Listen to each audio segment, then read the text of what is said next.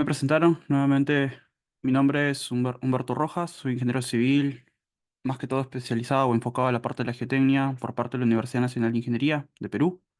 Y el día de hoy vamos a estar hablando un poco acerca del procesamiento de registro de aceleraciones, un tópico bastante necesario para poder abordar algunos conceptos un poco más complicados, como es un análisis dinámico de algún depósito minero, como por ejemplo, ¿no? Un pad de lixiviación o una presa de relaves.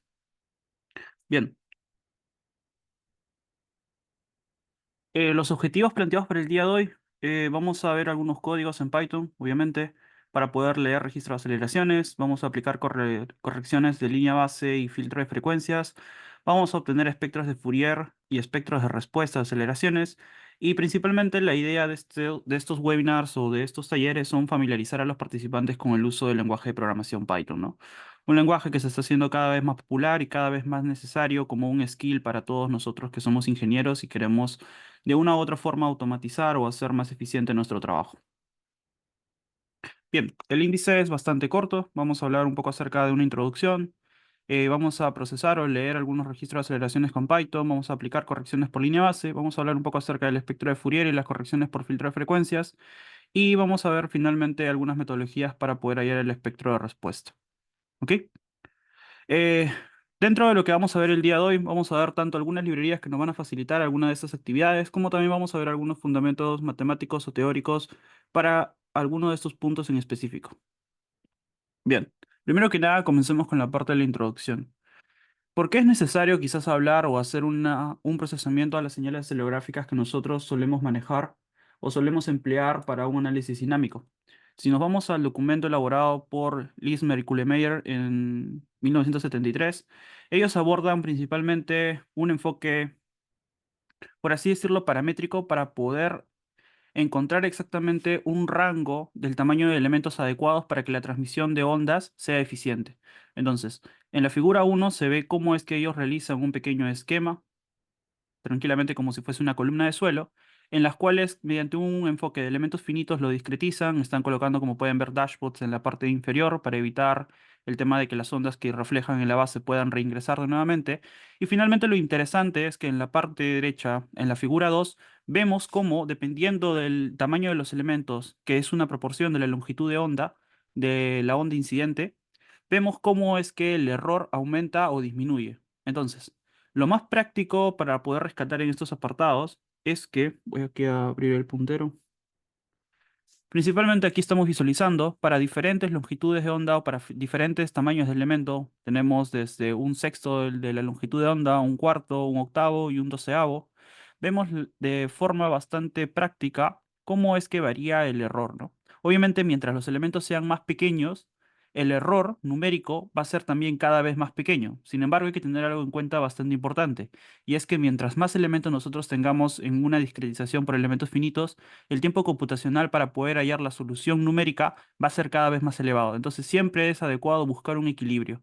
¿Y cuál fue el equilibrio como recomendación que él da en su paper? Básicamente él nos indica que un rango adecuado es entre un octavo de la longitud de onda a un doceavo de la longitud de onda. ¿Ok? Cabe resaltar que valores cotidianamente empleados, por ejemplo, para el método de elementos finitos es un octavo de la velocidad de ondas de corte dividido entre la frecuencia máxima. Esto es lo que nos puede dar directamente la longitud de onda. Entonces, aquí estamos haciendo una pequeña transformación simplemente, ¿no? Estamos despejando o estamos reemplazando la longitud de onda por valores como velocidad de onda de corte del material y frecuencias de la onda incidente máximas, ¿no? De tal manera de que podemos nosotros hallar cuál es la frecuencia máxima que puede soportar para un tamaño de elemento en específico y para una velocidad de ondas de corte específicas de un material. Ok, entonces como les decía, normalmente estos coeficientes para elementos finitos es un octavo. Sin embargo, para poder nosotros trabajar con diferencias finitas, con FLAC principalmente, nosotros empleamos un coeficiente de un décimo. Y esto no es simplemente por capricho, sino hay que tener en cuenta bastante el tema de las formulaciones de cada uno de los métodos. En el método de elementos finitos nosotros discretizamos el continuo en elementos bajo los cuales cada uno de estos elementos tienen diferentes órdenes dependiendo de cuáles nosotros empleemos. Por ejemplo, podemos utilizar elementos CST, que son los triángulos de simplemente tres nodos. Podemos emplear triángulos de segundo o de tercer orden, o como los de Plaxis, que prácticamente tienen 15 nodos. Entonces, son elementos bastante robustos cuyas interpolaciones dentro del elemento son bastante precisas. Por lo tanto, nosotros podemos emplear un factor de un octavo para que podamos tener tamaños de elementos quizás no tan pequeños, ¿no? Sin embargo, para diferencias finitas, lo que nosotros tenemos como elementos dentro de FLAC son elementos lineales. Es decir, tenemos cuadrados en los cuales tenemos un único punto de integración en la zona central y luego los demás tenemos cuatro nodos alrededor. Por lo tanto, son un elemento cuadrado lineal. Entonces, para poder alcanzar los niveles de precisión necesarios, necesitamos tener elementos un poco más pequeños como tal, ¿no? Entonces, es por esto que estos valores son bastante empleados. Un octavo para elementos finitos, como les digo, en herramientas tipo Plaxis, y un décimo para herramientas basadas en diferencias finitas o volúmenes finitos, como son el caso de FLAC. Como les mencionaba, el delta L me significa lo que vendría a ser la longitud del elemento, longitud de onda, este gamma, VS, la velocidad de ondas de corte, y FS max es la frecuencia máxima transmisible. Ahora, ¿por qué es que a veces nosotros lo reemplazamos y lo vemos más como esta ecuación que les estoy mostrando, que es frecuencia máxima, un octavo de velocidad de onda de corte dividido sobre un octavo de lo que vendría a ser la longitud del elemento? Debido a que principalmente nosotros en la parte de las exploraciones geotécnicas solemos contar con ensayos de geofísica. Entonces, podemos, en base a esos ensayos, conocer las velocidades de corte o a profundidad de los distintos materiales. Entonces, el VS es un dato input bastante rápido que podemos obtener, por así decirlo. Ahora, la frecuencia máxima, si nosotros podemos de una u otra manera truncarla a algún valor en específico que necesitemos. Por lo tanto, en base a ese truncamiento de este valor de frecuencia máxima, ya nosotros podríamos hallar los tamaños de los elementos necesarios en cada una de las capas para poder llevar a cabo nuestro modelamiento. Porque si se dan cuenta aquí en la ecuación, tenemos dos incógnitas o tenemos dos variables, ¿no? Tenemos tanto frecuencia máxima como longitud del elemento. Por lo tanto, tenemos que partir o suponer alguno de estos dos valores para poder recién hallar el otro, ¿no? Entonces, algo bastante práctico es, tenemos el VS, podemos suponer un valor de frecuencia máxima y en base a ello tener un valor de longitud de elementos, o también podemos suponer un tamaño mínimo de elemento y con ello también hallar un valor máximo de frecuencia. Recuerden que también en FLAC a veces porque por lo mismo de las metodologías o por lo mismo de los elementos internos o de las formulaciones matemáticas que implican este software, los elementos muy pequeños nos dan tiempos de cálculo críticos bastante, pero bastante pequeños o bastante reducidos. Prácticamente disparándonos el tiempo de cálculo si es de unas 5 horas a unas 15, 12 horas. Entonces, en diferencias finitas o principalmente en el software de FLAC es bastante sensible al tamaño de los elementos, a la rigidez de los elementos, a la forma que tienen los elementos. Entonces hay que tener bastante cuidado con ello, ¿no? Una recomendación probablemente es que los elementos no bajen de 0,5 metros de lado. Entonces por allí podríamos tener quizás una referencia en caso nosotros quisiéramos partir y con eso suponer una frecuencia máxima, ¿no? Como lo vemos en el siguiente ejemplo, ¿no? Por ejemplo, si nosotros truncamos un valor de transmisión de ondas, una frecuencia máxima del registro que nosotros estamos pasando con 15 Hz, entonces nosotros de la geofísica podríamos tener distintos valores de velocidad de onda de corte en profundidad para los diferentes materiales, ¿no? Por ejemplo, para la roca podemos tener 850 metros por segundo de velocidad de onda de corte. Para la zona de los relaves podemos discretizarlo en diferentes recrecimientos y cada uno podemos darle una velocidad de ondas de corte particular. Por ejemplo, la parte más superficial 150, 250, 300, 450, de forma esquemática. Y lo mismo para quizás los relaves gruesos, que son más superficiales. Tenemos 250 para estos relaves que tienen menor confinamiento. Y para el dique de arranque, el dique principal, tenemos 400 metros por segundo. Entonces, si ya hemos truncado nosotros 15 Hz como valor de frecuencia máxima transmisible para nuestra onda incidente, y tenemos los valores de geofísica que nos entregan directamente estos valores de velocidad de corte, entonces es muy rápido que nosotros podamos hallar los valores de longitud de los elementos necesarios en cada una de las capas, ¿no? Por lo tanto, nos dan longitudes de elementos, por ejemplo, para la capa superficial de 1, 1,5, 2, 3, para la roca tenemos 5 metros y de la misma manera para los diferentes elementos. Ahora, esto es bastante útil, como les mencionaba. A veces en Plaxis o en otros software basados en elementos finitos, no es tan sensible con respecto al tamaño de la malla o los tiempos de cálculo no son tan elevados que podemos incrementar la discretización de los elementos y bueno, no va a repercutir tanto en el tiempo de cálculo, ¿no? Sin embargo, para estos software basados en diferencias finitas, sí lo hace. Entonces, hacer este trabajo de poder hallar correctamente los valores de frecuencias y los valores de velocidad de corte en cada una de las capas para de una u otra manera poder tener un modelamiento un poco más detallado de los tamaños de los elementos donde se requieran realmente.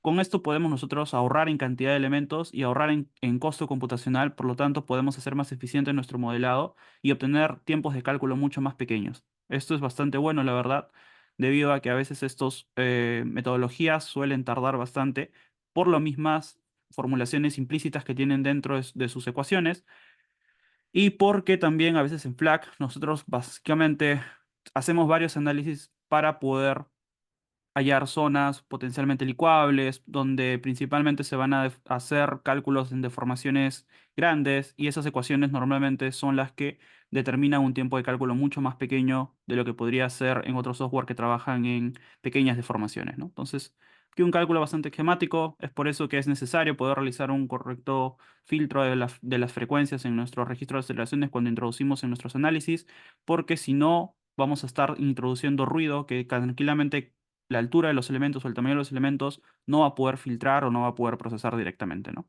Entonces, he aquí un punto bastante importante.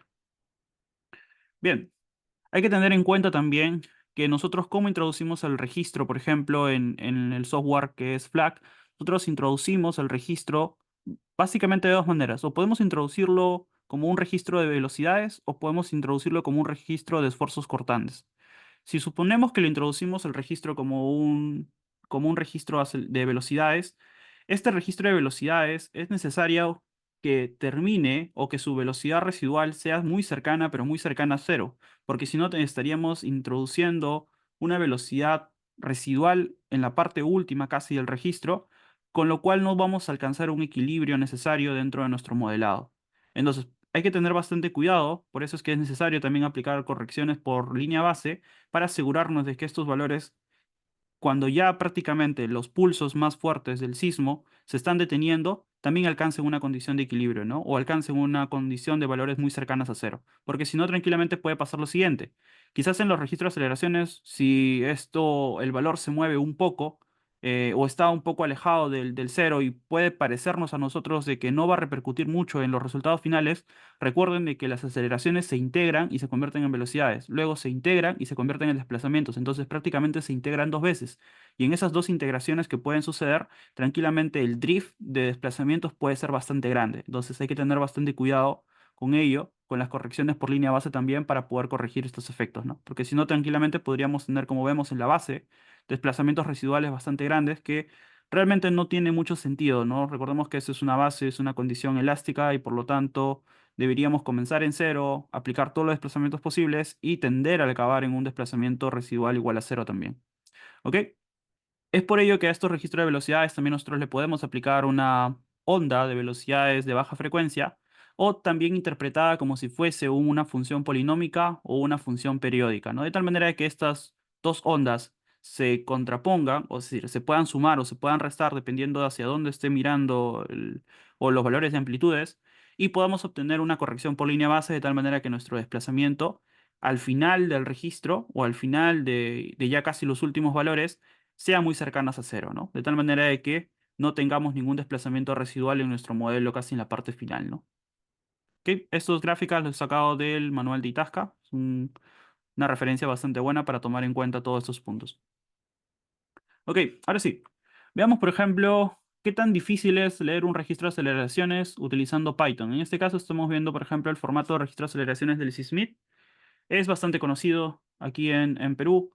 Básicamente este registro se compone de 36 líneas iniciales que por lo general tienen informaciones epicentrales, tienen las frecuencias de sampleo de cada uno de los registros.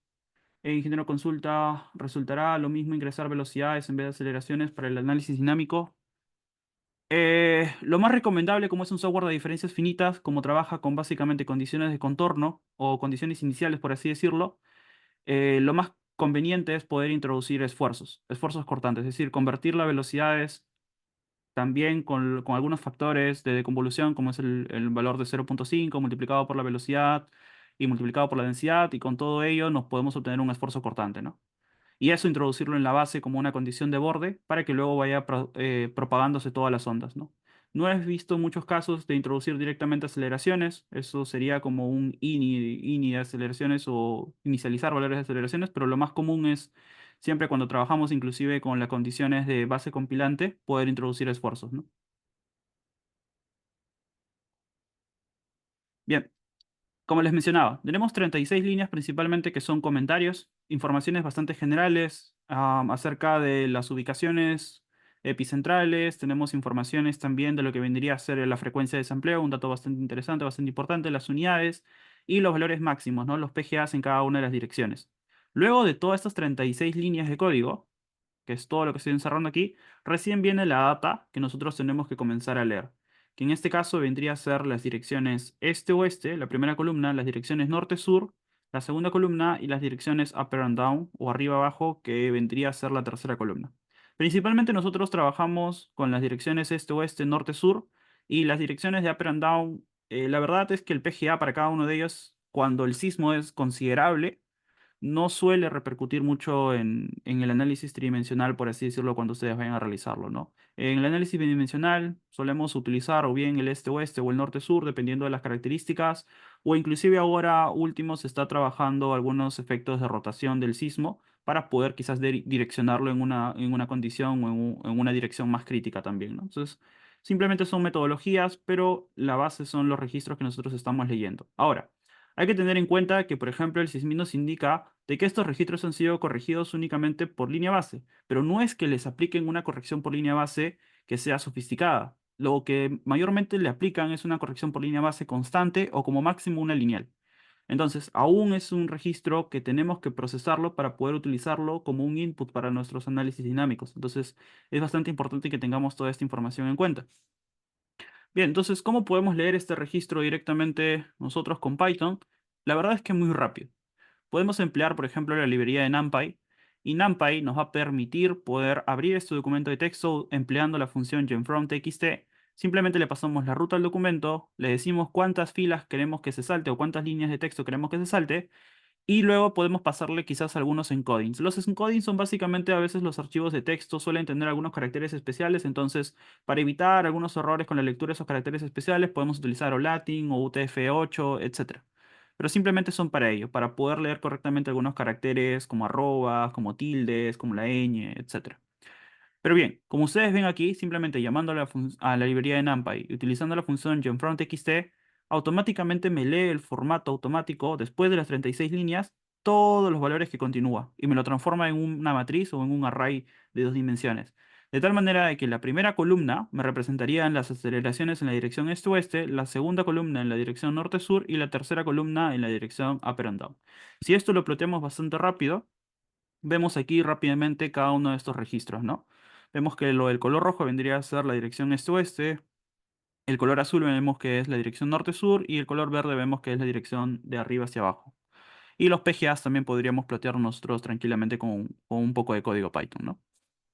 Ok, entonces, por parte de la lectura de los registros no es muy complicado. Como vemos, con únicamente dos, a máximo tres líneas, nosotros podemos leer rápidamente estos registros de aceleraciones. Ahora sí, veamos un poco acerca de las correcciones por línea base. En este caso, como les había comentado, nosotros cuando visualizamos un registro de aceleraciones, en este caso estamos trabajando con la dirección este-oeste, debido a que de estos tres registros me estoy quedando únicamente con la columna 1, como estamos visualizando acá. Aceleraciones este-oeste no corregidas le estoy colocando, y también estoy colocando directamente el valor del delta de t, ¿no? Recuerden que era 200 Hz, entonces el delta de t o el tamaño de paso vendría a ser 0.005 segundos. Bien, lo que les mencionaba. Nosotros podemos ver directamente el registro de aceleraciones y podemos inferir de que no existe ningún drift internamente dentro de nuestro registro, porque vemos que las aceleraciones prácticamente están terminando en cero o están fluctuando en base a esos valores. Sin embargo, es importante realizar las integraciones para poder visualizar recién los registros de velocidades y los registros de desplazamientos, porque el error es acumulativo, recuerden que es una integral, por lo tanto, se va sumando poco a poco las áreas por debajo de la curva.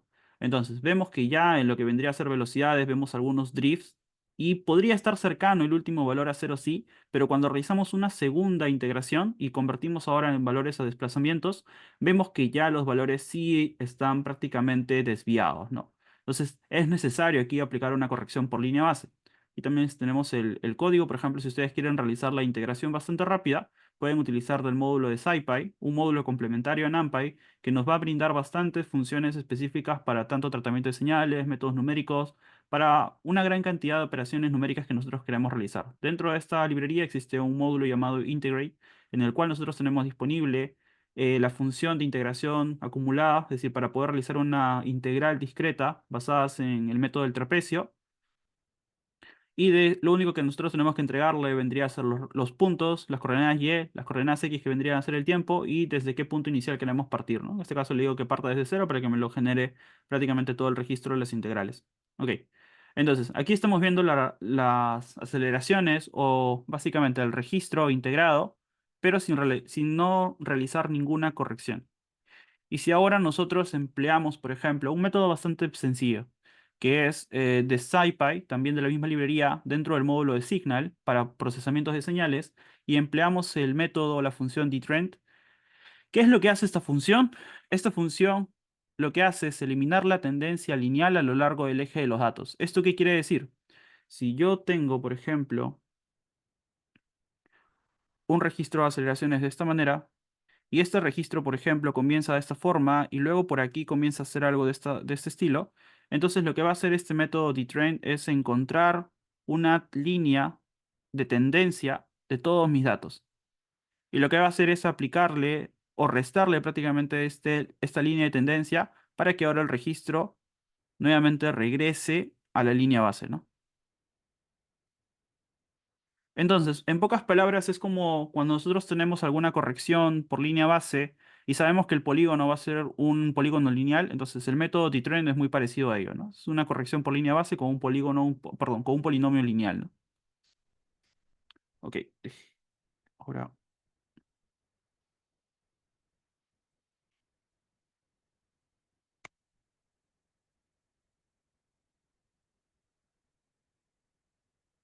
aquí está, ahora sí. Entonces, si aplicamos este método T-Trend a las aceleraciones no corregidas, nosotros lo que estamos obteniendo ahora es un registro de aceleraciones ya corregidas, ¿ok? Quitándole esa línea de tendencia y luego nosotros nuevamente podemos volver a integrar este registro de aceleraciones para obtener tanto las velocidades como los desplazamientos y nuevamente volver a plotearlo, ¿no? Vamos a plotear aquí directamente el registro de aceleraciones original con el registro de aceleraciones corregidos también. Y vemos cómo ya esto cambia directamente en la parte última de desplazamientos y ya no tenemos un poco estas fluctuaciones que básicamente si ustedes lo visualizan parece una onda sinusoidal, pero de un periodo bastante largo, ¿no? Entonces, en este caso estamos visualizando que ya podríamos trabajar quizás con este registro de aceleraciones porque los valores de desplazamientos en la parte última están casi tendiendo a valores muy cercanos a cero, ¿ok?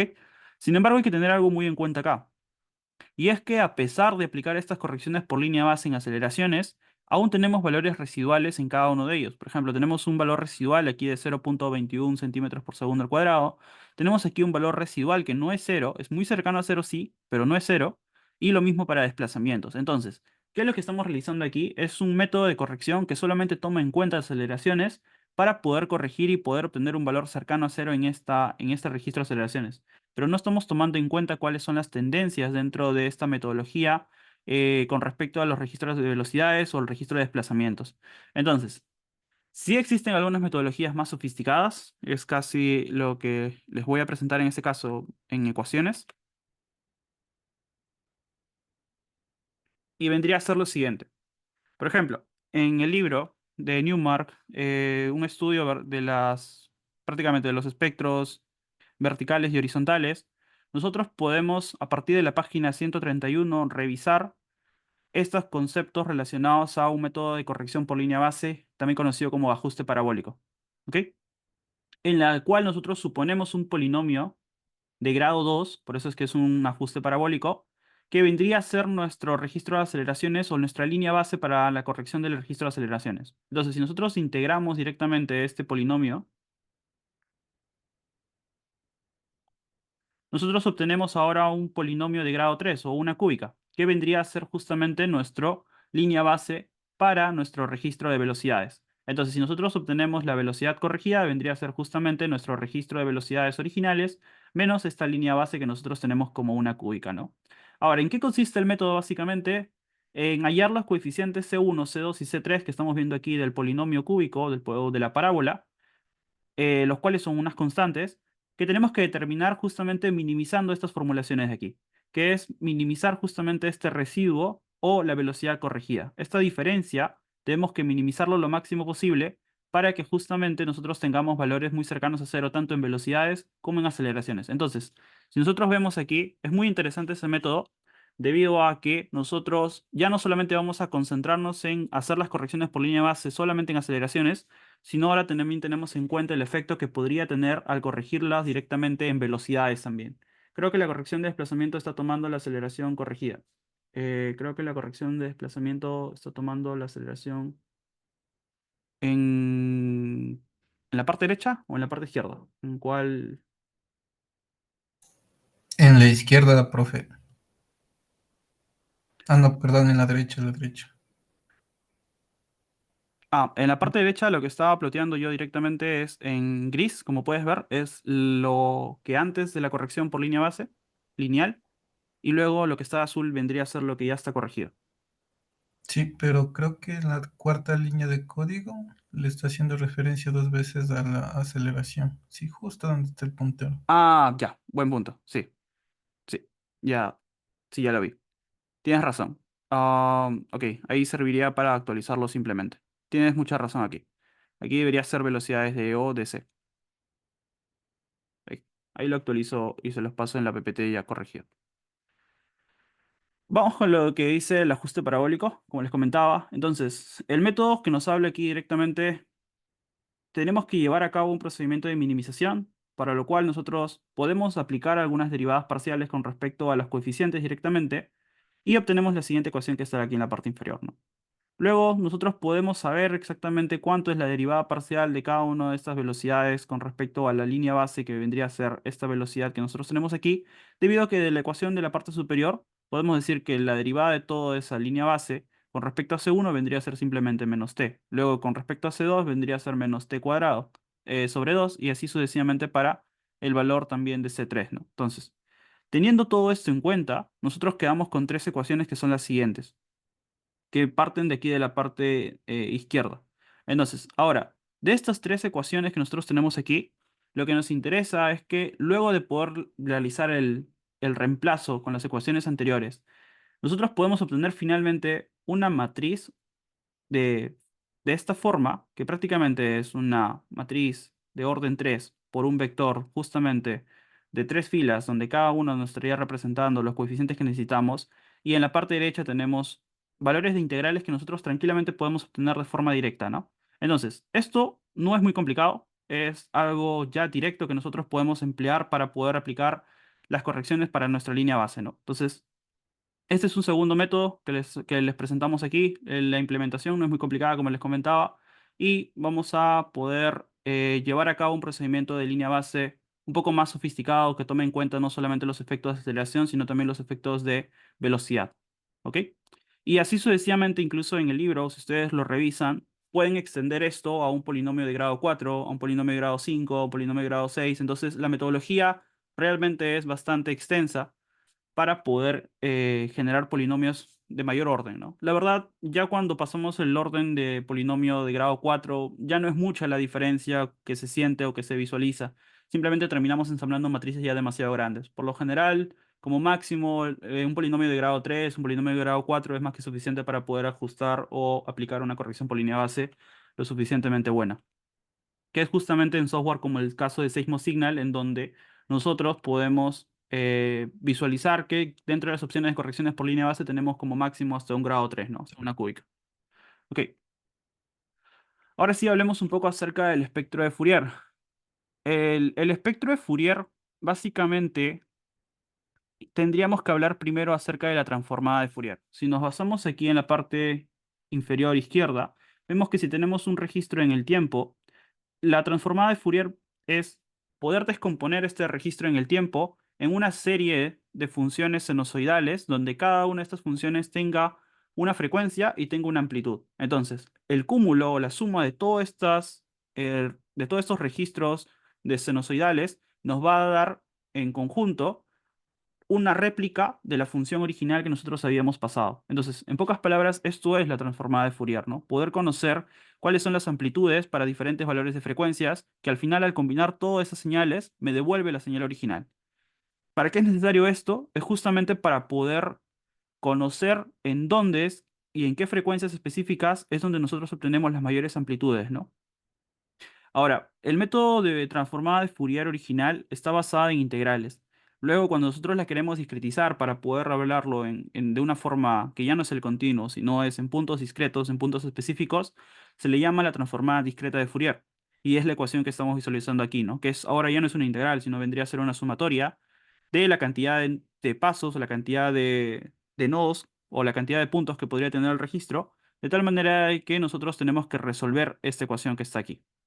Esta ecuación es computacionalmente muy costosa y los métodos que existen o que están implementados en diferentes librerías como NumPy, como SciPy, como en esta librería que estamos viendo en este caso, que vamos a revisar, que es EQSIG, está implementado el método llamado Cooley-Tukey.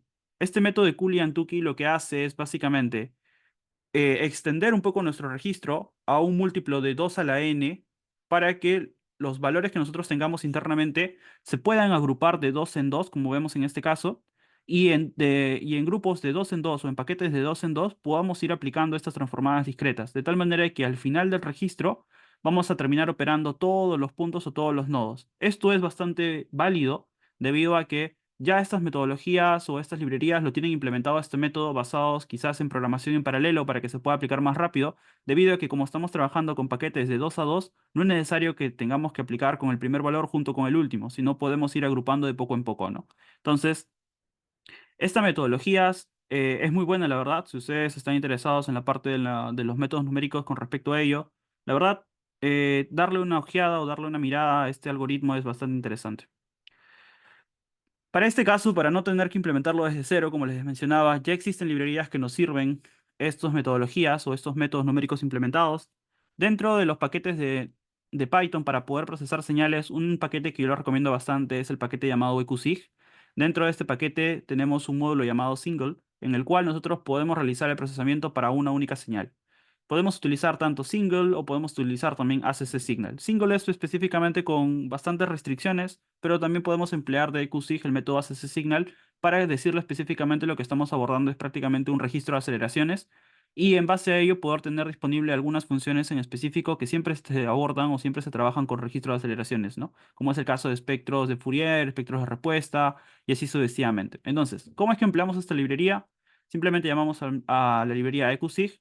Luego pasamos el módulo de ACC Signal, le pasamos el registro de aceleraciones, que en este caso puede ser un array de datos. Luego le tenemos que especificar lo que vendría a ser el tamaño del paso entre cada datos, que vendría a ser el valor de delta de t, que para este caso, como era 200 Hz, es 0.005. Y un valor adicional que es bastante interesante, que nos funciona bastante bien y que nos sirve esta librería, es poderle pasar un rango de frecuencias de suavizado. En este caso yo le estoy especificando que me suavice el rango de frecuencias entre 0.1 hasta un medio de este paso, que bueno, esta división me daría aproximadamente 100 Hz, ¿no? Que es la mitad de todo el tamaño completo que era 200 Hz. Ahora, ¿para qué es que sirve esto? Es para poder no solamente visualizar o que no solamente me genere el espectro de Fourier, sino también me genere un espectro de suavizado, también conocido como el espectro de Kononomachi, que es lo que estamos viendo en la parte derecha. Entonces, ¿cómo es que podemos obtener el espectro de Fourier utilizando esta librería? Se calcula automáticamente de forma interna, como podemos ver. No tenemos que llamar a ninguna función, solamente tenemos que obtener directamente de esta librería o de esta variable que ya hemos creado, que es acc-eq, los valores de las amplitudes de Fourier y los valores de las frecuencias para poder plotearlo directamente en un gráfico, ¿no? Lo mismo podemos hacer para el espectro suavizado, entonces simplemente le llamamos a Smooth FA Spectrum y lo mismo para Smooth FA Frequencies.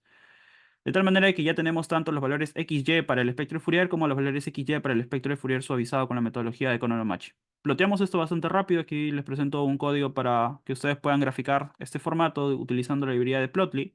Y lo que vemos aquí directamente nosotros vendría a ser tanto de gris el espectro de Fourier original, de azul el espectro de suavizado de Economachi.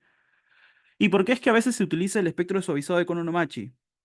Debido a que como estamos viendo en el gráfico, es mucho más rápido o es mucho más fácil visualizar el espectro suavizado que el espectro original. El espectro original tiene mucho ruido, muchas distorsiones, que a veces complica correctamente poder trazar quizás esta metodología bastante simplificada para poder hallar las frecuencias bajas con las frecuencias altas, ¿no? Una forma de poder hallar estas frecuencias bajas es, por ejemplo, primero encontrar una meseta de todo nuestro registro y luego ver en qué punto o a partir de qué punto en la parte izquierda va disminuyendo los valores y en la parte derecha de la misma manera también continúa disminuyendo, ¿no? Entonces, si aplicamos esta metodología bastante simplificada, podemos decir que las frecuencias bajas podríamos filtrarlas a partir de 0.2, 0.1 y las frecuencias altas podríamos estar filtrándolas a partir de 15 a 20 Hz directamente, ¿no? De tal manera que todo lo que se encuentre por encima ya tendrían amplitudes muy bajas, como estamos viendo, amplitudes 0.1, amplitudes de 0.0001, que lo único que me estaría introduciendo dentro del registro de aceleraciones es ruido prácticamente, ¿no? Recuerden que los registros de aceleraciones o las frecuencias altas vendrían a ser ruido, perturbaciones muy pequeñas de bajas amplitudes, y las frecuencias bajas vendrían a ser prácticamente ondas bastante largas, pero con amplitudes un poco más grandes, ¿no? Ok, si ya hemos encontrado tanto las frecuencias mínimas como el valor de frecuencia máxima también para poder un poco filtrar nuestro registro, ya nosotros podemos realizar la corrección por filtro de frecuencias. En este caso, nosotros vamos a emplear un filtro de frecuencias pasabanda, que es prácticamente una combinación del low pass con el high pass, básicamente para poder filtrar tanto por la parte inferior como por la parte superior. Y eso también lo podemos hacer bastante rápido con la librería que nosotros hemos visto que se llama EQC. Dentro del mismo módulo, dentro de la misma variable que nosotros hemos creado, tenemos ahora disponible la función butterpass para nosotros especificarle un rango. Y en este caso le indicamos, por ejemplo, que me filtre por frecuencias en 0.2 y por la parte superior en 15. Y le podemos simplificar también un orden a este filtro, ¿no? De tal manera que una vez que nosotros llamemos esta función, automáticamente estas frecuencias van a modificar el espectro de Fourier y vamos a poder visualizar automáticamente cómo es que este espectro se ha modificado en base a estos rangos de filtro, ¿no? Si nosotros volvemos a calcular el espectro de Fourier, a solicitar los valores, ahora lo almacenamos en otras dos variables para poderlas tener en cuenta.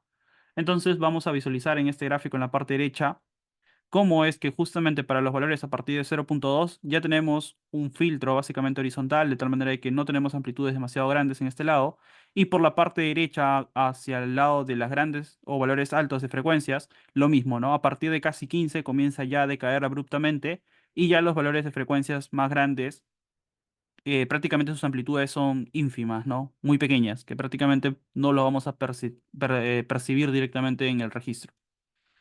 Aquí está lo que les mencionaba. Un ruido de alta frecuencia, básicamente lo que nos va a hacer en el registro es esto, perturbaciones minúsculas o oscilaciones alrededor de la línea original de nuestro registro, pero las perturbaciones o el ruido de baja frecuencia sí nos va a modificar directamente el registro, ¿no? Porque son ondas de periodo largo y a la vez también pueden tener amplitudes un poco más extensas. Entonces, esto sí me va a modificar en un mayor rango mi registro como tal, ¿no? Entonces debemos no solamente corregir el ruido a altas frecuencias, sino también el ruido a bajas frecuencias. Bastante importante. Esto lo pueden ustedes revisar aquí en el paper de Hudson de 1979. Y también un paper bastante recomendado es el que he puesto aquí en la parte inferior, Registro y Tratamiento de Acelerogramas de Carreño de 1999, donde nos habla bastante acerca de consideraciones para poder tomar en cuenta estos valores mínimos, estos valores máximos, también para poder tomar en cuenta las correcciones por línea base, tanto instrumentales como las correcciones por línea base que nosotros podemos hacer con algunos algoritmos. Ok, ahora hablemos un poco acerca del espectro de respuesta. ¿Qué es el espectro de respuesta? Eh, para nosotros poder procesar o poder generar respuestas, tenemos que tener en cuenta qué es este espectro, ¿no? Si nosotros comenzamos o tenemos como un input un registro de aceleraciones en superficie, entonces nosotros podríamos decir que para una estructura, ¿cuál podría ser su respuesta luego de someterlo a esta excitación que vendría a ser este registro de aceleraciones? ¿Ok? Pero ahora, ese valor que nosotros podríamos obtener podría ser único, ¿no? Porque teníamos para una estructura. Pero si queremos tener la gama completa de todos los valores posibles que podrían suceder para diferentes estructuras, entonces ahí recién surge la palabra espectro o un envolvente de respuesta. Entonces, supongamos que ahora nosotros tenemos un periodo de 0.5 segundos con un amortiguamiento crítico de 2% y le sometemos a este sistema de un grado de libertad, esta excitación que estamos viendo aquí, o de este registro de aceleraciones. Entonces nosotros vamos a obtener una respuesta y de esta respuesta, si calculamos el valor máximo, en este caso es un espectro de respuesta de desplazamientos, entonces podemos plotear directamente este valor, ¿no? En nuestro gráfico. Para 0.5 le corresponde 2.67. Luego, para otro periodo, por ejemplo, un segundo, obtenemos otro valor de respuesta que vendría a ser 5.97 y también lo ploteamos directamente en este gráfico. Luego, para otro valor un poco más grande de periodo, 2 segundos, para el mismo valor de frecuencia de amortiguamiento crítico, también lo ploteamos el resultado y nos da 7.47. Entonces, pero ahora, ¿qué sucede si es que ya no lo hago tan discreto, si no lo voy a hacer un poco más continuo con valores más pequeños de variaciones entre periodos para poder plotear directamente toda la curva? Entonces, esto lo que va a hacer nos va a generar el espectro total de respuesta. Entonces, en pocas palabras, ¿qué es el espectro de respuesta? Son las máximas respuestas ante una excitación en la base para diferentes periodos de una estructura, ¿no? Entonces, es básicamente como un envolvente, de tal manera que nosotros podríamos tomar en cuenta este espectro para cualquier estructura que nosotros tengamos algún periodo, saber exactamente para ese registro de aceleraciones cuánto podría ser su máxima respuesta, tanto de desplazamientos, aceleraciones, velocidades. El espectro de respuesta es bastante generalizado, no solamente es un espectro de respuesta de aceleraciones, como en la mayoría de casos lo solemos visualizar para poder simbolizar la demanda sísmica, sino también podríamos plotearlo directamente en base a desplazamientos y velocidades, ¿no? Ok, teniendo en cuenta un poco cuál es el concepto de espectros de respuesta, hay que tomar en cuenta algunas metodologías o algunos métodos numéricos que están detrás de esto para nosotros poder llevarlos a cabo esta implementación. Esto está sacado del libro de Anil Chopra, Dinámica de Estructuras, en la cuarta edición del 2014. Es un libro bastante interesante también en el cual nos aborda diferentes metodologías para poder llevar a cabo esta implementación. Teniendo en cuenta esto, nosotros podemos primero revisar lo que vendría a ser la respuesta dinámica. En este caso, ya es muy conocida esta ecuación de movimiento, que es básicamente la respuesta de la masa más el amortiguamiento más la componente de rigidez, y esto vendría a ser igual a una excitación que podría estar sometida por una fuerza externa, ¿no? Ya sea un sismo o puede ser un pulso, ¿no? Entonces, en pocas palabras, nosotros tenemos lo siguiente. Pongamos que tenemos un grado de libertad por aquí. Este grado de libertad tiene una masa puntual, tiene una rigidez acorde, y a la vez también, si lo sometemos a un registro de aceleraciones aquí, podemos suponer un sistema inercial de tal manera de que podemos colocar rígida la base y este registro que nosotros hemos introducido en la base, nosotros lo podemos, como les comento, bajo un sistema inercial, poder convertirlo en una fuerza horizontal aquí en la parte superior, ¿no? Que esté directamente aplicada sobre la masa. Entonces, si esto es una aceleración, entonces aquí nosotros tendríamos una fuerza igual a ma en dirección negativa. ¿Ok? Entonces, esto de aquí, nosotros, ¿qué es lo que vamos a obtener? Vamos a tener un K, vamos a tener un U, un desplazamiento horizontal. Entonces, el sistema general básicamente lo que nos va a decir es que la suma de todas las fuerzas por equilibrio nos debería dar cero, que es justamente la ecuación que nos estamos visualizando aquí. Ahora, eh, por defecto hay que tener en cuenta de que la ecuación original vendría a ser el M U más el K por U más el M por la aceleración externa, y esto es igual a cero. Este componente que nosotros estamos visualizando aquí, que es el C por U, es un componente numérico principalmente, ¿no? Recuerden que el amortiguamiento no es algo que directamente podríamos calcularlo o podríamos medirlo, sino es básicamente un amortiguamiento numérico para poder generar estabilidad en la implementación o en la metodología que estamos utilizando, ¿no? Por lo tanto, este C que nosotros estamos empleando puede ser una combinación tanto de un alfa por M más un beta por K, que es conocido también como el amortiguamiento de Rayleigh, ¿no? Bastante empleado en muchas metodologías de integración numérica, ¿no? Puede ser Rayleigh,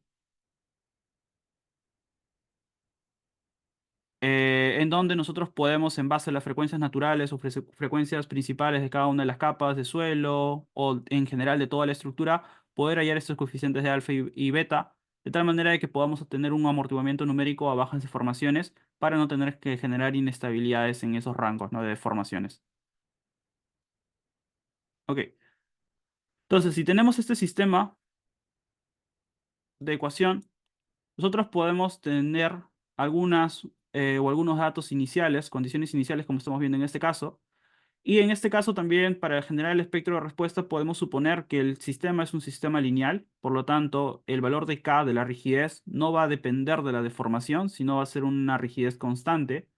Entonces, tomando en cuenta todas estas consideraciones, nosotros podemos emplear, por ejemplo, algunas metodologías como diferencias finitas, en las cuales podemos expresar esta diferencia o prácticamente este valor que vendría a ser la derivada en el paso i o la velocidad en el paso i vendría a ser igual a qué? Al desplazamiento en el paso i más uno menos el desplazamiento en el paso i menos uno dividido entre dos veces el delta de t, ¿no? ¿Ok? Y lo mismo podemos hacer para aceleraciones. Solamente que aquí ya tendríamos que extenderlo un poco más como estamos visualizando, ¿no? Vendría a ser el desplazamiento en el paso i más uno menos dos veces el desplazamiento en el paso i más el desplazamiento en el paso i menos uno. Y todo esto dividido entre el paso del tiempo al cuadrado. ¿Ok? Esto es prácticamente la metodología más sencilla de todas para poder nosotros implementar la integración numérica o el esquema de integración numérica para poder hallar la respuesta lineal de un sistema de ecuaciones, como estamos viendo aquí en la parte superior, de tal manera de que si reemplazamos estas dos ecuaciones directamente en la primera ecuación, nosotros vamos a obtener el siguiente sistema que estamos visualizando aquí en la parte central. ¿Ok? De este sistema, nosotros podemos despejar directamente el desplazamiento hacia un lado y hacia el otro lado poder colocar algunas otras constantes, como son los valores en los pasos ya conocidos o en los pasos ya calculados, ¿no? Por ejemplo, aquí tenemos el desplazamiento en el paso i más uno, que es un desplazamiento desconocido, debido a que este desplazamiento recién lo tenemos que hallar, pero también tenemos los valores en los pasos i o en los pasos actuales y valores en los pasos anteriores, en el paso i menos uno, que son datos ya conocidos. Entonces, es por eso que se realiza este despeje entre datos para hallar y valores que ya nosotros tenemos de los pasos anteriores, ¿no? Si nosotros reflejamos todo esto, podemos obtener básicamente un nuevo sistema, ¿no? Un KU igual a F. Y recuerden que este sistema de KUF es básicamente lo que nosotros también resolvemos cuando tenemos una condición estática. Entonces, si ustedes se percatan, básicamente lo que estamos observando aquí es que para un registro de aceleraciones, cuando nosotros tenemos, por ejemplo, de un paso a este paso y tomamos este valor de aceleración, lo que estamos haciendo en pocas palabras es resolver una condición estática en cada uno de estos incrementos, pero tomando en cuenta los valores anteriores a este punto de solución. Entonces, podríamos decir que un análisis dinámico es una respuesta inercial con soluciones estáticas o con soluciones de esta forma, bajo un sistema de ecuaciones lineales que dependen también de los pasos anteriores, ¿no? Entonces, este sistema es bastante rápido de resolver. Recuerden que esto es U igual a K menos 1 inversa multiplicado por F para poder obtener una solución directa, o si queremos una solución iterativa, podríamos emplear diferentes algoritmos, ¿no? Como gradiente descendente, etcétera. Pero la idea es poder llegar a valores de 1 en base a esta ecuación que tenemos aquí. Entonces ya tenemos la forma que va a tener esta nueva matriz de rigidez inercial, porque no es la rigidez original, sino es una rigidez que va a depender tanto del paso del tiempo como de las combinaciones de la masa con la combinación del amortiguamiento, bajo la siguiente ecuación. Lo mismo va a suceder para el nuevo impulso. Este impulso o esta fuerza inercial ahora va a depender no solamente de la aceleración o la excitación externa, sino también de un componente interno propio del material, que va a depender a la vez de la masa, del amortiguamiento, del paso del tiempo y a la vez también de los pasos o los valores de desplazamientos calculados previamente. ¿Ok? Entonces, esta metodología de diferencias finitas es prácticamente la que la mayoría de nosotros conocemos, la metodología más utilizada o más estudiada en las universidades, lo vemos bastante. Sin embargo, hay que tener en cuenta de que esta metodología es bastante inestable para pasos de tiempo un poco elevados, ¿no? Entonces tenemos que tener bastante cuidado con ello, tenemos que calcular pasos de tiempo bastante pequeños, o en todo caso, a veces como en algunas metodologías, como también lo hace el FLAC, por ejemplo, es que si nosotros tenemos un registro de aceleraciones, de esta forma, sabemos que entre nodo y nodo, nosotros tenemos todo este delta de t, ¿no? ¿Ok?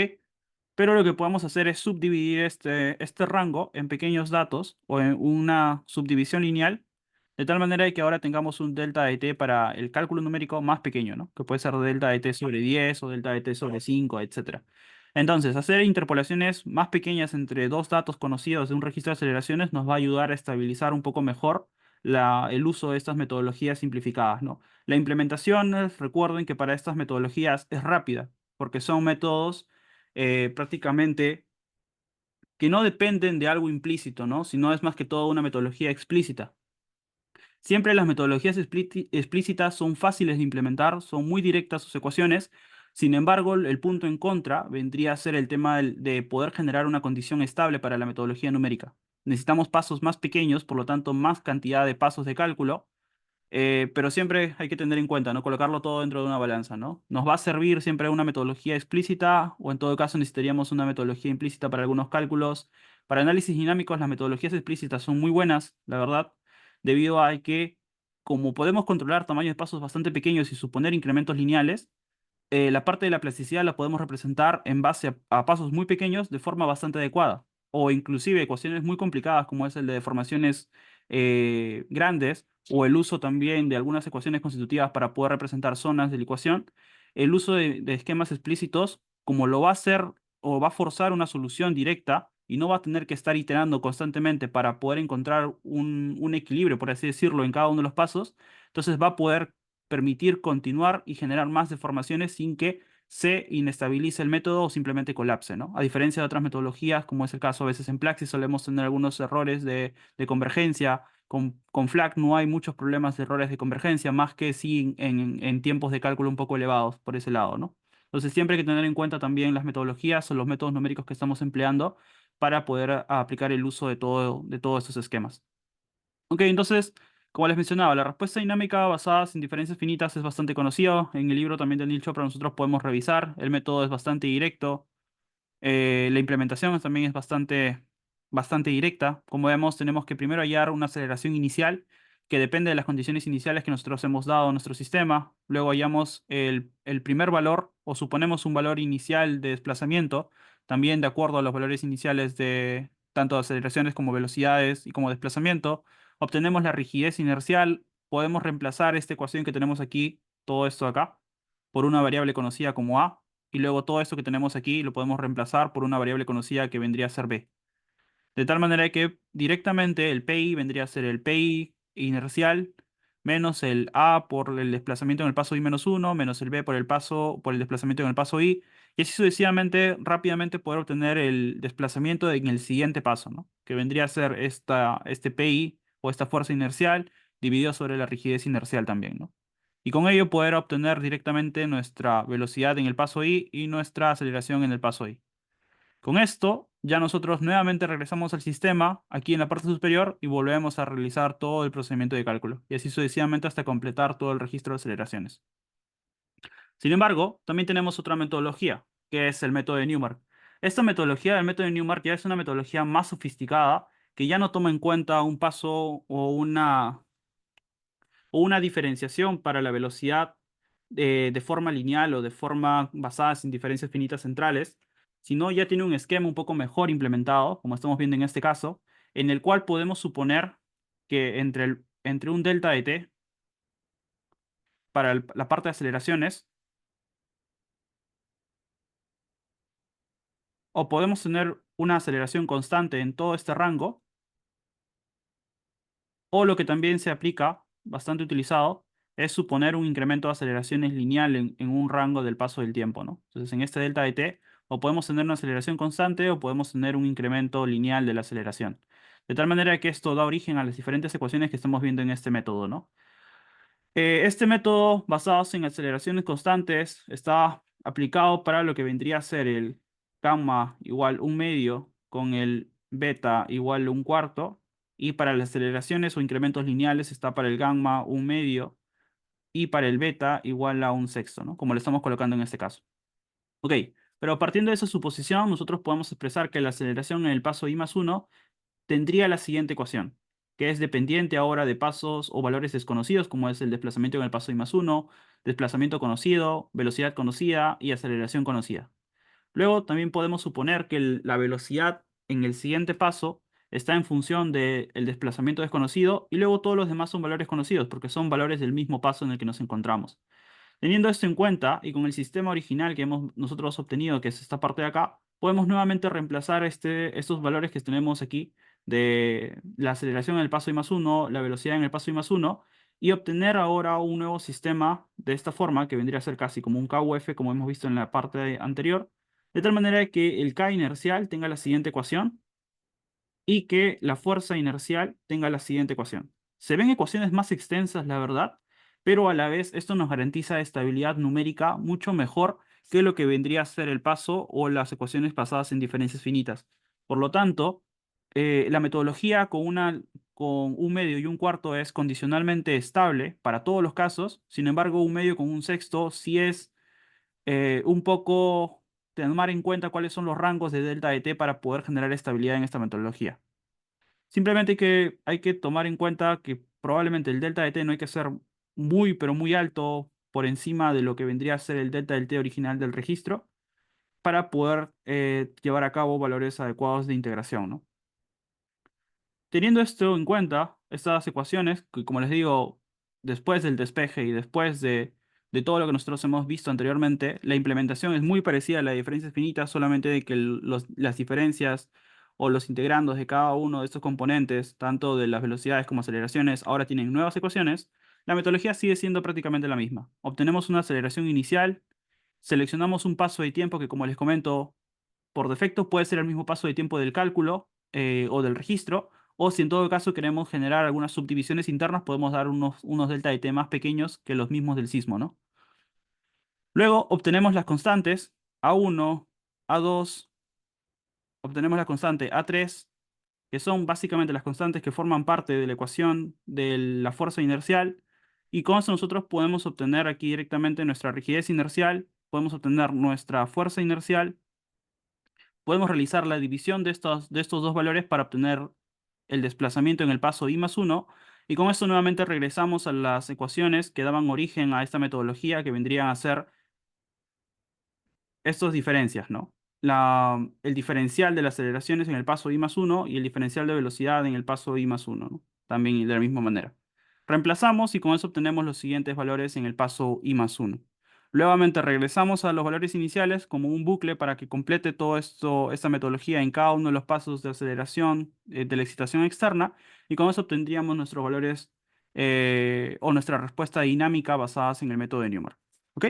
Esto se los muestro aquí directamente. Como les dije, el código no es muy complejo, es realmente un poco compacto y es bastante rápido de poder implementar. Tenemos aquí la función del método de Newmark. Como les comentaba, esto depende del registro de aceleraciones de excitación externa, de condiciones iniciales. Recuerden que en la mayoría de los casos estos métodos siempre van a depender de condiciones iniciales, debido a que no podemos partir prácticamente de una condición desconocida. Entonces, para poder realizar una integración, siempre tenemos que partir desde un valor inicial. Es por ello que tenemos que especificar en este caso una aceleración inicial y un desplazamiento inicial.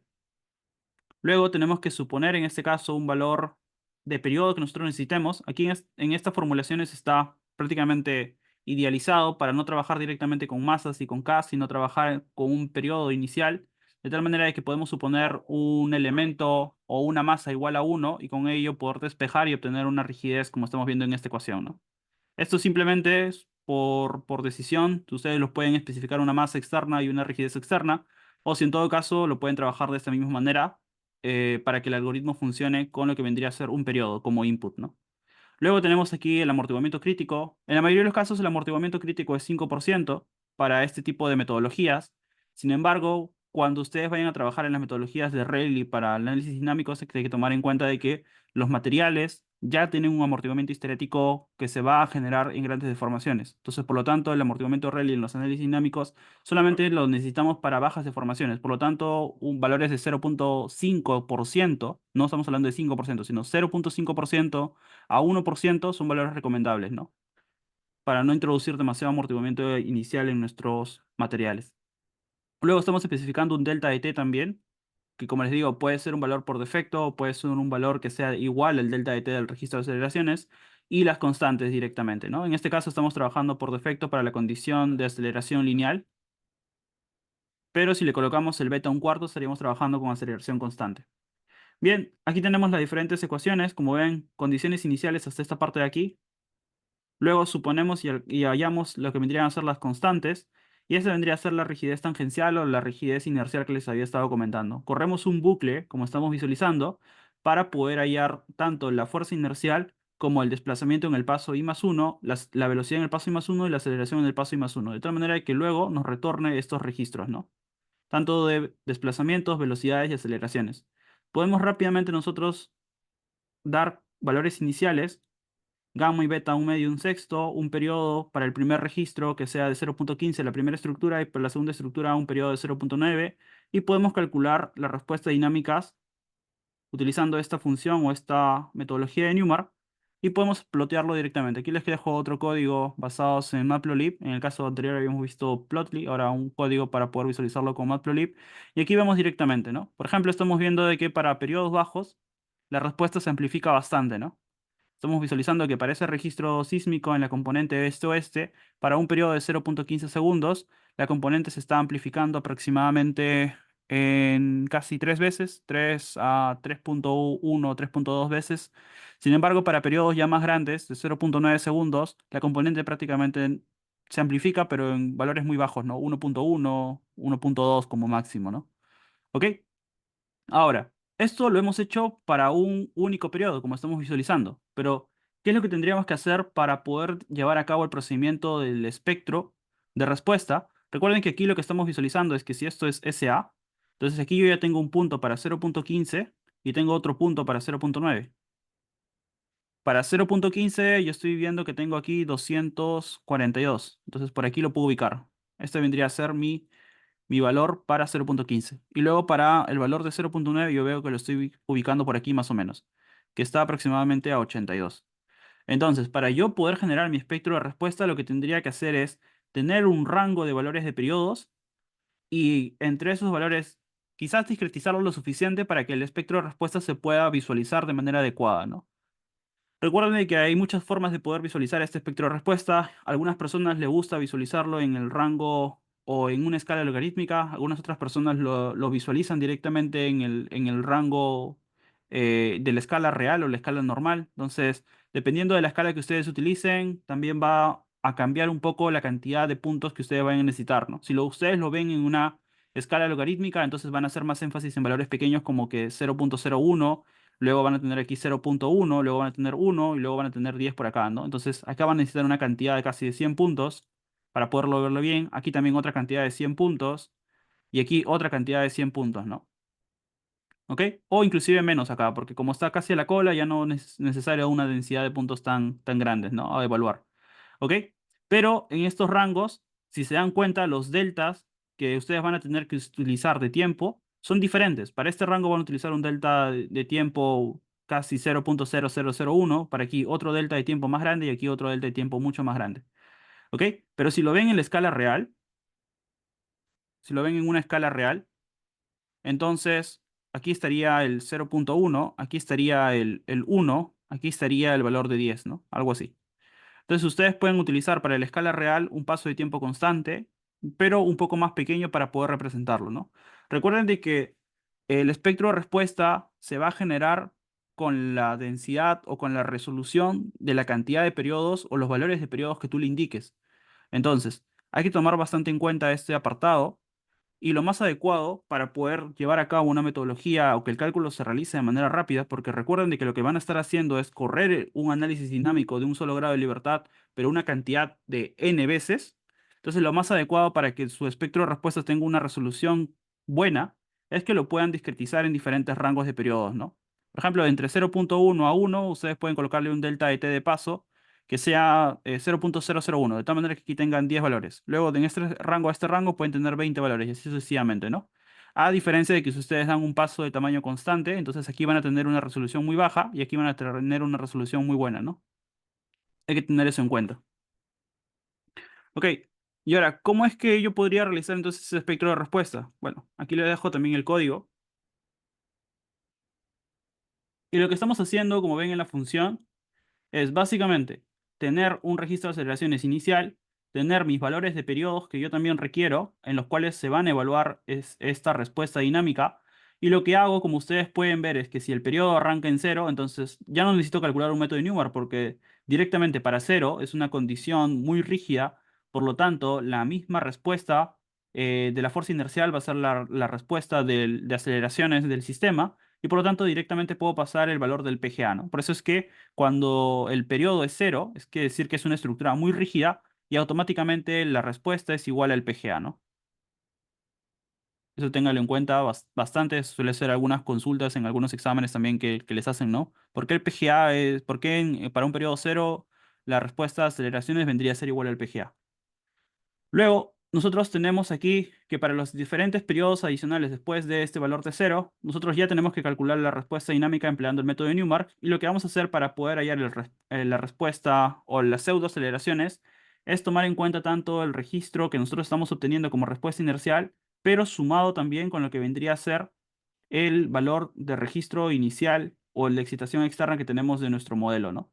Recuerden que es la suma de los dos, porque si no estaríamos teniendo una pseudo aceleraciones. Pero si nosotros queremos tener el registro de aceleraciones original, vendría a ser la suma de estas dos aceleraciones, tanto de la respuesta del modelo como de la excitación externa. Porque recuerden que nosotros suponemos aquí que la base es fija y estamos en una condición inercial, ¿no? Si la base es fija, entonces la fuerza que estaba aquí en la base va a estar directamente sometida en la parte superior ahora. Entonces, hay que tomar en cuenta, en algunos casos he visto que se suele obviar este lado y directamente se toma solamente la respuesta del grado de libertad y no se le adiciona esta componente que vendría a ser la aceleración de la base tampoco, ¿no? Para tomarlo en cuenta dentro del espectro. Ok, entonces aquí rápidamente yo le doy un rango de periodos. En este caso lo estoy trabajando con una criticidad o un rango de periodos bastante pequeño para que se pueda generar casi 0.05. Esto aproximadamente me va a dar 20.000 puntos, 3.000 puntos aproximadamente. Luego nosotros tenemos aquí la respuesta. Cuando nosotros ejecutamos esta función respuesta, le pasamos los valores de aceleraciones. En este caso, este ACC-EQ forma parte de lo que les había comentado de la librería de EQSignal. Y en este caso le estamos pasando values que vendría a representar los valores de aceleraciones y los periodos que nosotros estamos calculando. ¿Ok? Ploteamos esto bastante rápido, como estamos viendo aquí en este algoritmo, y nosotros podemos obtener rápidamente el espectro de respuesta, ¿no? Recuerden que 0.15 estaba aproximadamente por acá. Entonces cobra sentido con el valor que habíamos obtenido, que era casi 242. Y 0.9 está por aquí.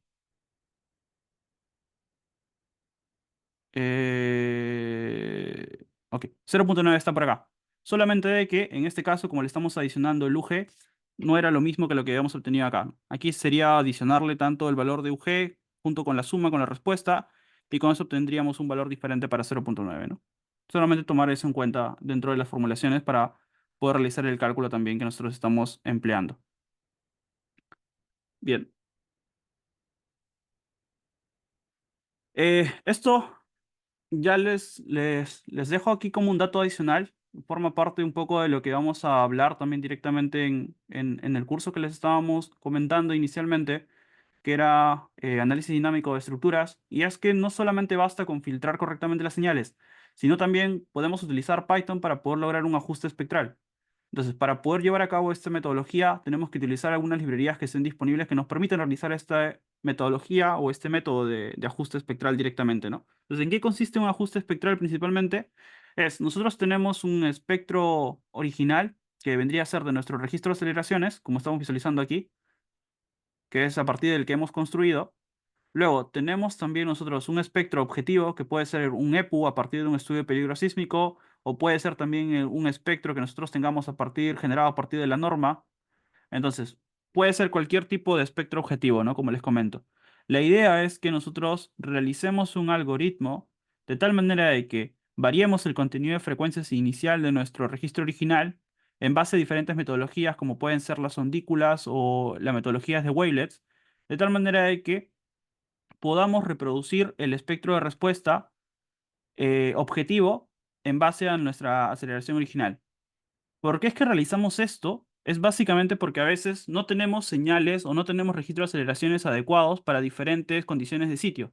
Por lo tanto, tenemos que utilizar registros históricos y llevarlos mediante esta metodología a una aceleración que pueda ser supuesta o que se haya, o que supongamos nosotros que se haya producido directamente en esas condiciones de sitio bajo las cuales se halló ese espectro de respuesta en el estudio de peligro sísmico. Entonces, es básicamente ello. Para poder llevar a cabo nuestro análisis dinámico tenemos que representarlo con condiciones de sitio y para ello tenemos que realizar un método de ajuste espectral. También existe el método de escalamiento espectral, sin embargo el método de escalamiento espectral necesitamos una base de datos bastante grande de sismos. Por lo tanto, a veces esas bases de datos no son muy suficientes para poder llevar a cabo la metodología y tenemos que terminar empleando esta metodología de registros sintéticos. En su opinión, ¿por qué surge la necesidad de hacer el escalamiento espectral y ajustarlo al EPUS en vez de usar directamente EPUS si son curvas que se sobreponen? Recuerda de que nosotros del estudio de peligro sísmico obtenemos únicamente el espectro de peligro uniforme. Sin embargo, no obtenemos la aceleración que dio origen a ese espectro de peligro uniforme. Entonces, lo que hacemos con la metodología del ajuste espectral es, en base a un registro de aceleraciones históricos, que puede ser, por ejemplo, Lima, Tico, Tarapacá, que puede tener, no sé, un PGA muy distinto al que estamos visualizando aquí, como por ejemplo estamos viendo, ¿no? Aquí tenemos un espectro, o perdón, un PGA de 0.2. Entonces, la idea es que este espectro que nosotros tenemos aquí, que es muy bajo, poder cambiar el contenido de frecuencias inicial del registro original para poder transformarlo ahora en un nuevo sistema o en un nuevo registro de aceleraciones que cuando yo haya el espectro de respuesta de este nuevo registro de aceleraciones, me replique el registro o el estudio de peligro sísmico, o mejor dicho, el espectro de respuesta, ¿no? El EPU directamente. Entonces, no es que podamos utilizar directamente el EPU, sino necesitamos para el análisis dinámico el registro de aceleraciones que daría origen a ese espectro de respuesta uniforme, a ese espectro de peligro uniforme. Es por eso que utilizamos estas metodologías de ajuste espectral y de escalamiento espectral en algunos casos. Ok, am, ¿qué es lo que podemos utilizar para poder llevar a cabo esto? Existe dentro de programación, exactamente en la librería de Python, basados en la metodología de Montejo, del 2021 una librería que se llama RecuPy, implementada por él mismo, por Montejo, por Luis Montejo, con la cual nosotros tenemos disponibilidad para poder utilizarlo y poder llevar a cabo esta metodología del ajuste espectral, ¿no? ¿Qué es lo que cambia? Ustedes se preguntarán probablemente entre metodología y otra metodología. Lo único que cambia es la forma de la ecuación de wavelets, de transformada de wavelets, para poder llevar a cabo la discretización de nuestro registro de aceleraciones originales. En pocas palabras, nosotros, al igual como realizamos una transformada de Fourier para poder hallar valores de aceleración, perdón, valores de amplitud a diferentes valores de frecuencias. Ahora con transformada de wavelets ya no vamos a hacer directamente eso, sino vamos a discretizar sí nuestro registro de aceleraciones en ondas más pequeñas, pero se les conocen como ondas madres. ¿Por qué? Porque básicamente lo que vamos a hacer es obtener unas ondas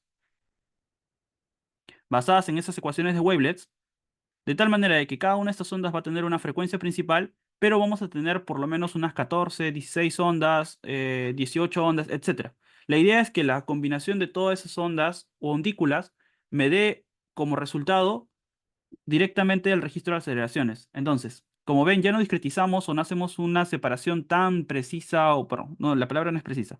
Ya no hacemos una separación tan rigurosa como la transformada de Fourier, sino que ahora estamos utilizando ecuaciones de wavelets o ecuaciones de ondículas para poder discretizar nuestro registro de aceleraciones original en diferentes funciones de onda, de tal manera de que esa suma de todas esas ondas regresen nuevamente esta ecuación, ¿no? O este registro de aceleraciones original.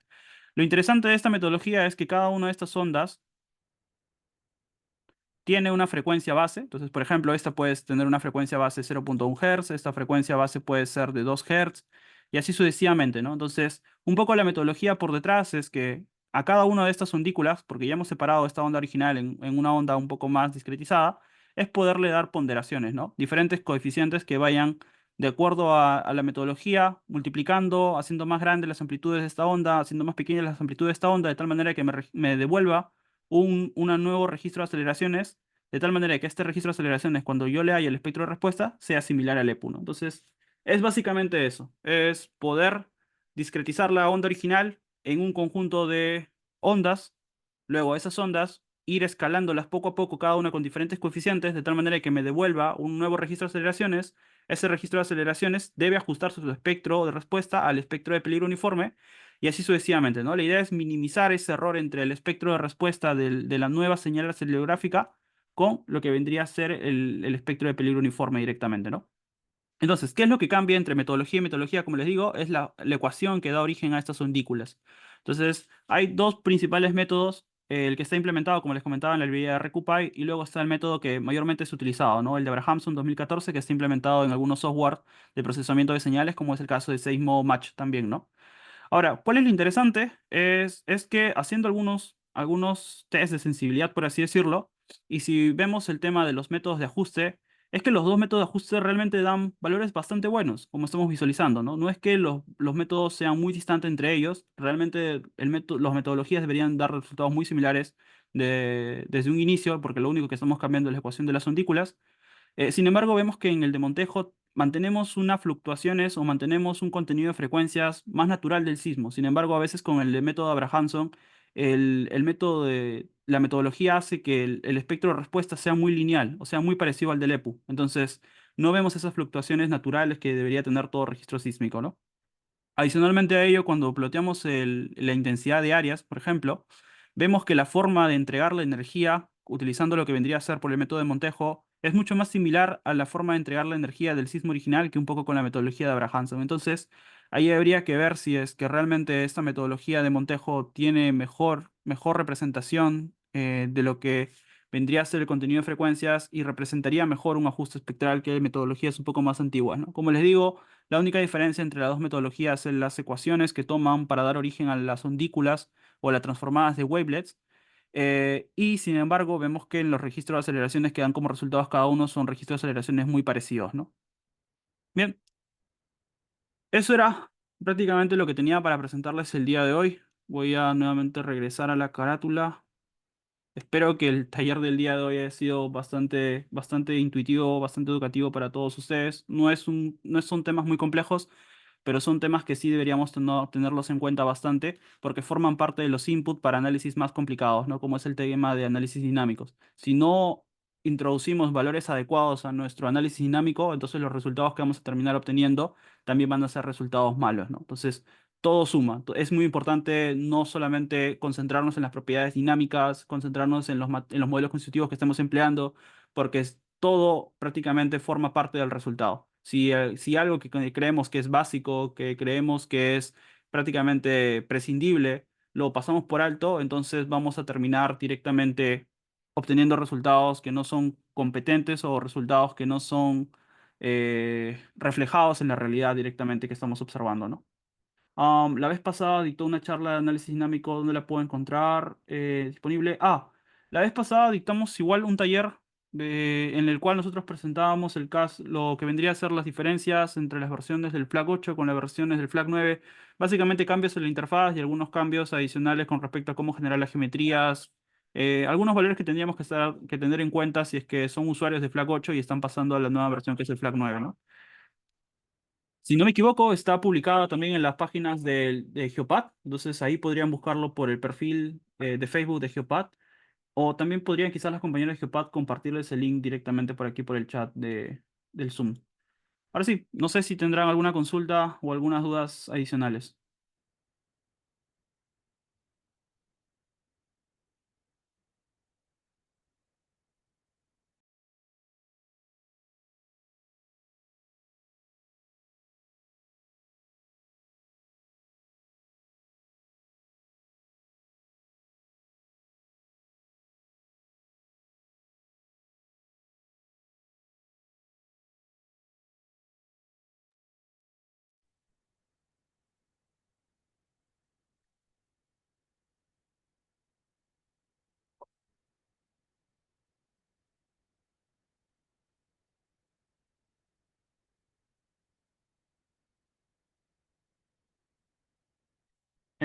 Dice ingeniero en el FLAC, 2D también colapsa el modelo como pasa a veces en Plaxis.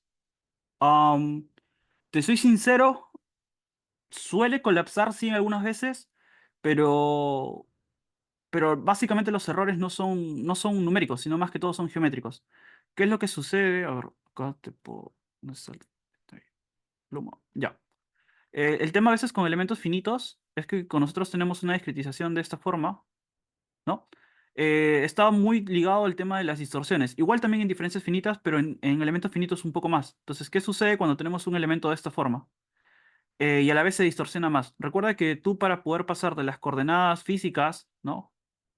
eh, a las coordenadas que son reales, es decir, de las funciones de forma, o n, pues, llamémoslo a las coordenadas reales, u x, nosotros tenemos una matriz de transformación, un jacobiano. Entonces, este jacobiano depende también de las coordenadas que nosotros estamos teniendo como reales. De tal manera de que este jacobiano, cuando nosotros utilizamos la integral de las funciones de forma, lo utilizamos como un determinante. Y muchas veces cuando nosotros tenemos elementos muy distorsionados en elementos finitos, este jacobiano tiende a cero. Y si tiende a cero, prácticamente lo que nos genera es un colapso numérico. Ahora, también generan algunos colapsos en el tema de materiales, en elementos finitos, debido a que como está formulado en bajas deformaciones o tiene que realizar muchas iteraciones, entonces el esquema de plasticidad a veces simplemente no converge. Por lo tanto, falla numéricamente y no solamente geométricamente. ¿Qué es lo que sucede con elementos en FLAC? No tenemos muchos cálculos, perdón, no tenemos muchos errores numéricos o dentro de plasticidad, de flujo plástico, pero sí podemos tener algunos errores geométricos. Recuerde que las geometrías en el FLAC 8 eran un poco más trabajosas o más tediosas de poder realizar que ahora en la versión 9 y solíamos tener en los contornos elementos de este estilo, ¿no? Teníamos por aquí un cuadrado de esta forma, pero también teníamos un triángulo, por ejemplo, ¿no? Luego teníamos nuevamente otro triángulo de esta manera, podíamos tener otro cuadrado así. Entonces, ¿qué era lo que sucedía? Era que estos elementos triangulares en los bordes, como tenemos poco presión de confinamiento y propiedades relativamente de resistencia bajas, por lo mismo que no tenemos confinamiento, entonces estos triángulos se terminaban deformando, ¿no? Entonces, estos triángulos tranquilamente se salían del modelo de esta manera y se terminaban deformando, ¿no? De tal manera de que al final nos generaba un error geométrico como tal. ¿Cómo se solucionaba? Dándole a estos elementos valores de cohesión relativamente bastante altos para que simule una condición prácticamente como si fuese un elemento elástico, ¿no? Debido a que prácticamente lo que más nos interesaba eran fallas globales más que algunas fallas muy locales en esta zona, ¿no? Entonces, se podía superar. Lo único que sí hay que tener en cuenta es que los tiempos de cálculo en Flax son un poco más elevados a diferencia de los tiempos de cálculo que nosotros presentamos en Plaxis, ¿no? Pero basadas en esas metodologías permite una reproducción del flujo plástico mucho más realista o mucho más detallado que a veces en algunas soluciones con elementos finitos, ¿no? Que puede simplemente colapsar numéricamente en algunos casos.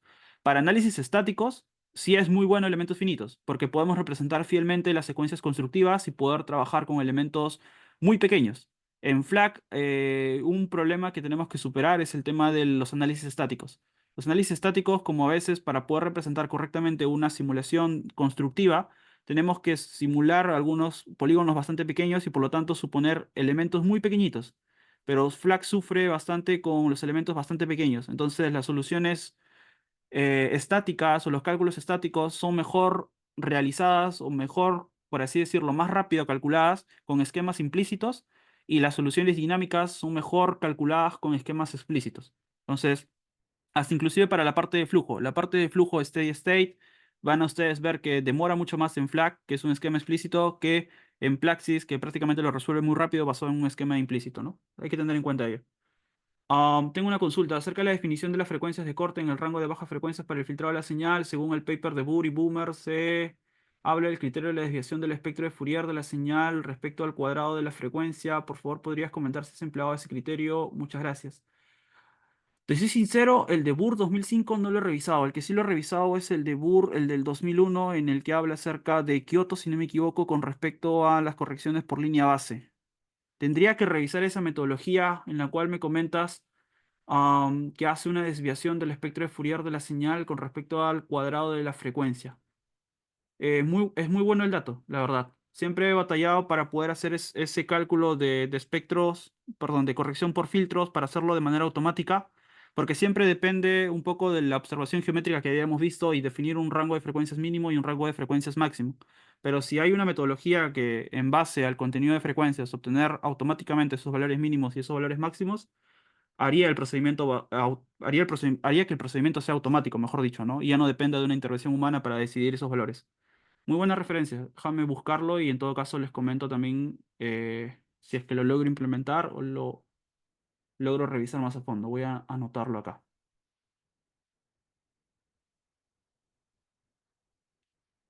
Ok, bien, entonces si no hay más consultas o dudas, doy paso a los compañeros de Geopad para que creo que tienen algo que presentarles adicionalmente. Muchas gracias a todos. Espero verlos, algunos de ustedes que se animen. En el curso vamos a conversar de cosas bastante interesantes y profundizar en varios temas.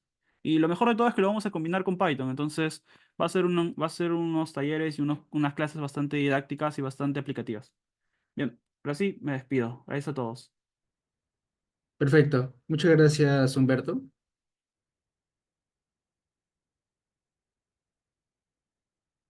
Ok. Para finalizar la charla del día de hoy, vamos a comentar un poco de nuestro siguiente curso, el cual ya Humberto dio un pequeño adelanto. El curso se titula Análisis dinámico de depósitos mineros mediante diferencias finitas. El curso inicia como tal la siguiente semana, el día 12 de octubre, en el horario de sábados y domingos de 9 de la mañana hasta las 12 del mediodía. En caso por ahí alguno quiera inscribirse, pero se le complique el horario, las clases van a ser grabadas y compartidas con todos los participantes para que se puedan poner al día previo al inicio de cada sesión. ¿Ok? En general, el curso está dirigido a todas las personas que deseen explorar el modelamiento numérico mediante la técnica de diferencias finitas, como vendría a ser el FLAC 2D. En este caso, se va a usar la versión 9 del programa, la última versión, por así decirlo. El docente va a ser el ingeniero Humberto Rojas, el cual ya dio el taller del día de hoy. Y bueno, ¿qué vamos a ver como tal durante el curso? Vamos a realizar la introducción al modelamiento numérico, la introducción al FLAC 2D versión 9, así como el lenguaje Fish, que es el lenguaje de programación que usa el FLAC. Vamos a realizar la caracterización y calibración de modelos constitutivos, una primera parte en lo que vendría a ser los modelos Moore-Coulomb, Plastinic-Hardy y el VC-HIST, la recopilación de datos y procesamiento de señales. Luego se va a hacer el análisis dinámico como tal en el FLAC. Vamos a retomar lo que es la caracterización y calibración de los modelos constructivos, en este caso con el PM4Sim y el PM4SANT. Y ya posteriormente vamos a culminar con el análisis dinámico, agregando lo que es el procedimiento acoplado mecánico fluido, las rutinas Fish y un ejercicio práctico. Y ya para finalizar el curso, tal como adelantó el ingeniero, vamos a hacer la introducción de lo que es el Python en FLAC 2D para así poder crear rutinas y facilitar el proceso. Entonces, bueno, en caso requiera mayor información del curso, mayores detalles, se pueden comunicar con nosotros a través de nuestras páginas oficiales y también por el chat se les va a estar compartiendo mayor información del curso, ¿no? En caso alguno quiera inscribirse, se pueden comunicar con nosotros para así, realizar la inscripción. Ok, sin mayor dilación, eso sería todo por el día de hoy. Muchas gracias por su participación y esperamos verlos en el curso y también en futuras charlas que estaremos realizando. Muchas gracias.